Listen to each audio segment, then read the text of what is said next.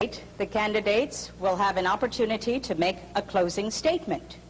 So, President Bush, I think you said it earlier, let's get it on. Let's go. And I think the first question is over here. Yes, I'd like to direct my question to Mr. Perot.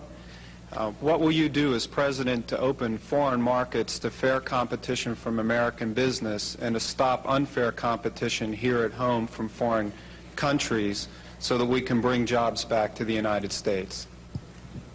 That's right at the top of my agenda. We've shipped millions of jobs overseas, and we have a strange situation because we have a process in Washington where after you've served for a while, you cash in, become a foreign lobbyist, make $30,000 a month, then take a leave, work on presidential campaigns, make sure you got good contacts, and then go back out.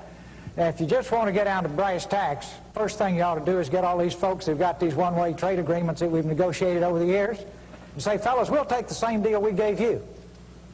And they'll gridlock right at that point because, for example, we've got international competitors who simply could not unload their cars off the ships if they had to comply. You see, if it was a two-way street, just couldn't do it.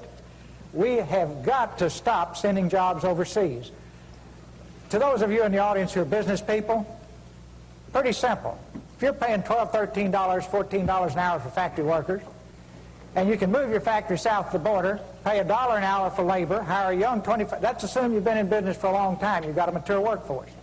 Pay $1 an hour for your labor, have no health care, that's the most expensive single element, making a car, have no environmental controls, no pollution controls, and no retirement, and you don't care about anything but making money, there will be a giant sucking sound going south. So if the people send me to Washington, the first thing I'll do is study that 2,000-page agreement and make sure it's a two-way street. One last point here. I decided I was dumb and didn't understand it, so I called a who's who of the folks who've been around it. And I said, why won't everybody go south? They said, we'll be disruptive. I said, for how long? I finally got them up for 12 to 15 years. And I said, well, how does it stop being disruptive? And that is when their jobs come up from $1 an hour to $6 an hour and ours go down to $6 an hour, then it's leveled again. But in the meantime, you've wrecked the country with these kinds of deals. We've got to cut it out. Thank you, Mr. Perot. I see that the President